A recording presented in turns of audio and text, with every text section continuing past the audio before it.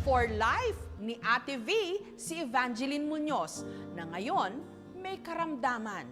Para sa kanyang 54th birthday, wala na raw siyang ibang hihilingin pa, kundi ang makita ng personal ang kanyang idolo. 2 taon nang nakaratay sa kamang ito si Evangeline. Pinahihirapan ng kanyang gout at rayuma. Limitado man ang kanyang mundong ginagalawan, ang nagpapagaan naman daw sa kanyang karamdaman, ang pinaka-iniingat-ingatan niyang mga litrato ni Ate V, si Congressman Vilma Santos Recto. Tad-tad nito ang kanilang dingding. Mula nung si Ate V, naging si Sister Stella L, Darna at politiko. Sino yan? Meron pa siyang naka-frame na picture ni Ate V na katabi niya sa pagtulog. Obvious ba si Evangeline, certified Vilmanian? Ito po, dinikit ko kasi yung bedsore ng kapatid ko, kailangan every 30 minutes, inibab mo yung posisyon. Kailangan may nakikita siyang Vilma para hindi niya nararamdaman yung sakit na yung mga sugat niya. Ayan, si Vilma. O, gaganon siya. Pag tinuro ko naman yung nakasabit dati na Darna, tataas na yung kamay niya. Nagda-Darna siya. Pag may picture dyan, himasin niya. Sabi ko, Diyos ko, ginawan santo si Ate B. Pati ako, para na akong masisira ng ulo pag hindi ako nakakita ng picture ni Ate B. Naghanap na rin ako ng mga picture ni Ate B.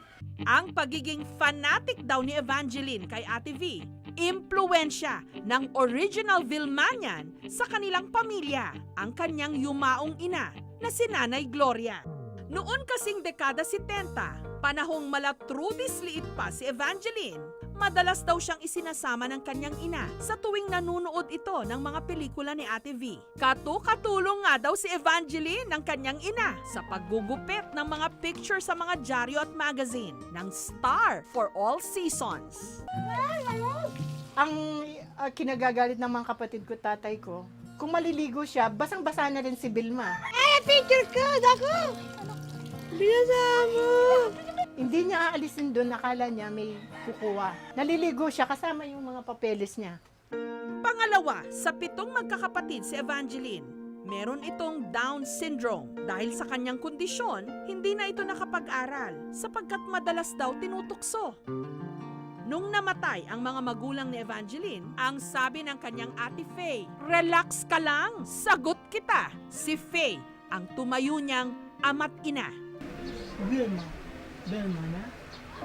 Biyuda sa kanyang mister at ang kanyang 3 anak may sarili ng mga pamilya. Kaya lahat ng oras niya ngayon, iginugugol niya sa pag-aalaga sa kanyang espesyal na kapatid. Dati po, talagang galit na galit ako bakit iniwan sa akin itong responsibilidad na ganito. Minsan, naririnig ako ng kapitbahay na bakit ganito, bakit sa akin binigay. Pero ngayon po, tanggap ko na. Kasi siguro, talagang ito yung binigay ng Panginoon. Malay ko, sabi nga sa Bible, pag mabait ka, biglang babagsak yung blessing. Ito dati bed sores, pero napagaling sa cream, antibiotic. Kung di maagapan, lalalim yung kami rin ang mahihirapan. 11 taong nagtrabaho si Faye bilang caregiver sa Dubai, pero mas minabuting umuwi ng Pilipinas para maalagaan si Evangeline. Ngayon, ang tangi lang daw nilang inaasahan para sa gastusin at mga gamot ni Evangeline, ang $100 o halos 5,000 pisong padala ng kanilang kapatid na nasa abroad. Minsan namimiss ko na yung gamot ko para lang mabili ko yung diaper. Minsan sasabihin ko, ano ba yung importante? Ako o siya? Wag lang ako mauna kasi mahirap. Sa totoo lang, sir, ayoko magsinungaling. Lalayasan ko na siya, pero pag kulong ko doon, parang kinakausap ko ng Panginoon, ba't ka ganyan, ganat? Lalabas ako tiiyak, sorry. Di ko pala dapat sabihin yon. Kasi iniwan na responsibilidad ng nanay at tatay ko, itutuloy ko. Malay mo, pagdating ko sa heaven, ang ganda pala ng salubong sa akin doon.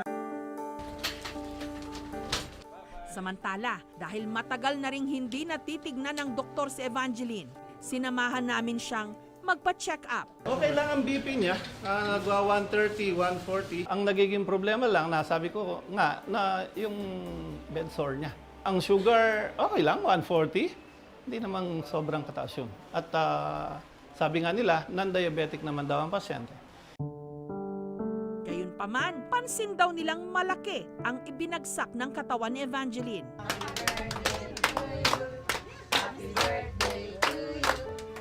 Kaya ngayong July 31, kung kailan ipagdiriwang niya ang kanyang 54th birthday, gusto nilang pasayahin ito, umaasang makakatulong sa kanyang kalusugan. Ang tanong tuloy ni Faye, paano ba ang mangarap?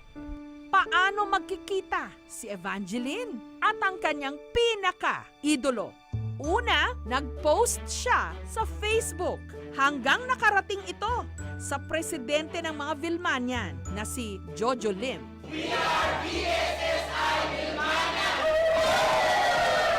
Nung una ko siya nakita, nung pumunta kami sa bahay niya sa Pampanga. Even though yung kalagayan niya, bedridden na siya ngayon nandun pa rin yung pagiging fan niya as a Vilmanian.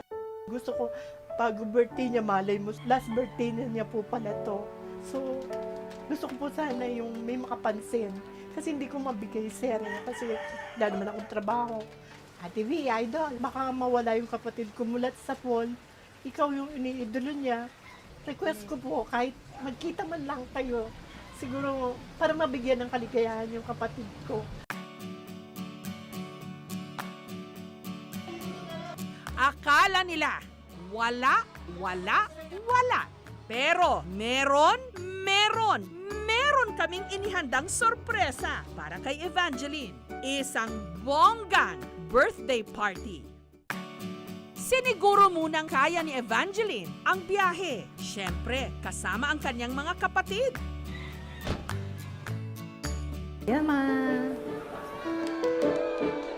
Sa venue, sinalubong siya ng mga kapwa niya, Vilmanian. Sobrang saya po. Hindi ko akalain. Thank you po, thank you. Bima, hingi kang picture? Ang magsisilbing host sa party na nagpanggap pa ang sikat na impersonator ng Star for All Seasons, si Ate Velma. Kung hindi mo ako kayang irespeto bilang isang ina mo, irespeto mo man lang ako kahit bilang isang tao. Doon man lang. Tao! Hello, tita! Dumating po ako para sa 18th birthday ninyo. Di ba ako makahalik? Ang bango, amoy baby. At nung humalik ako, nilabasan niyo ako ng dila, ha? Kami ay mamimigay muna ng papremyo sa inyong mga Vilmanians na kasama dito, di ba? Mamibigay po tayo ng two-way tickets. MRT to LRT station. Thank you po sa mga Vilmanian. Hindi ko man masabi kung ano yung nararamdaman ko, pero alam ko, si Lord ang bahalang magbe-bless sa inyo. Sana wish ko yung makalakad siya para sasali na kami sa mga Vilmanians. Meron kaming birthday surprise sa kanya. Wow. Gift. Actually, ito. Meron kaming DVD players. Meron din kaming t-shirt para sa kanya. And we also have diapers here para kay Rita Evangeline. Oh my God! Ma'am Jessica Soho, of course, ano dito? Hello po! Hello po. Oh, Ma'am Jessica. Yeah.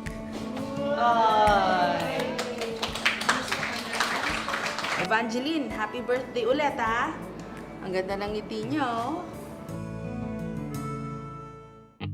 Pero magkakasya ba naman kami sa impersonator lang ni Ate V? Siyempre, hindi. Narito po ako para sorpresahin po si Evangeline para po sa kanyang 54th birthday. Hindi po niya alam na nandito ako ngayon. So, she's a Vilmanian. So, susurpresahin ko siya. Andito na ako, Evangeline. Dahil heto na ang hindi inaasahan ni Evangeline, ang nag-iisang star for all seasons, si Ate V mismo.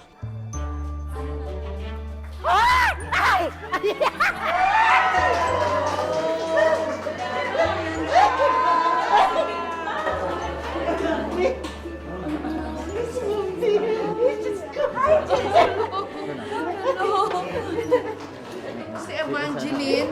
Ate niya kasi, ang ate mo Ay, thank you.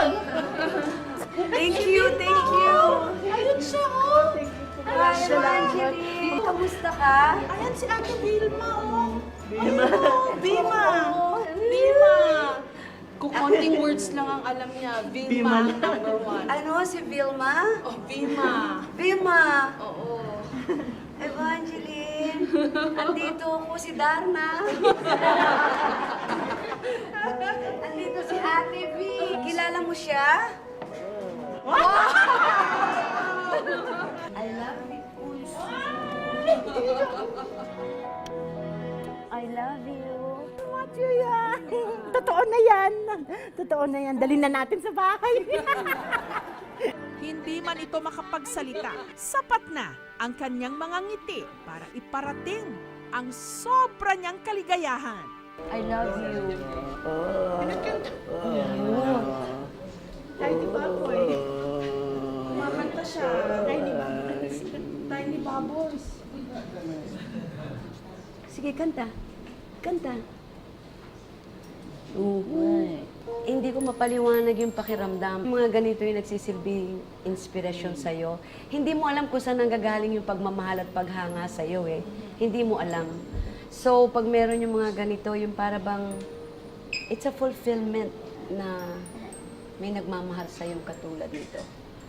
Kaya siguro ganito rin ako katagal sa industry.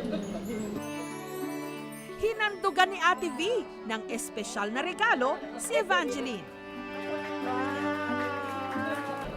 Tago mo dyan. Dyan yan. Sa'yo yan. Para bili kang pagkain. Sa Vilmanians, 11, ang double ko. Maraming salamat. Happy birthday. Maraming salamat po yung sa pagkakataon na binigay natin kay Evangeline para maging masaya. Ang birthday party ni Evangeline, nagsilbi na ring reunion ng mga Vilmanian. Masayang-masaya po kami at dumating siya. Alam ko napasaya niya yung kapatid ko. The best po yung ginawa niya. Hindi ko malilimutan, sobra. Saan nagtatago ang pag-ibig? Nasa puso ng ating mga anak, kapatid, karelasyon, idolo, at lahat ng mga nagmamalasakit. Ingat ka ha. Andito lang si Ate V ha. Ingat ka. I love you. Thank you for watching, mga kapuso. Kung nagustuhan niyo po ang videong ito, subscribe na sa GMA Public Affairs YouTube channel. And don't forget to hit the bell button for our latest updates.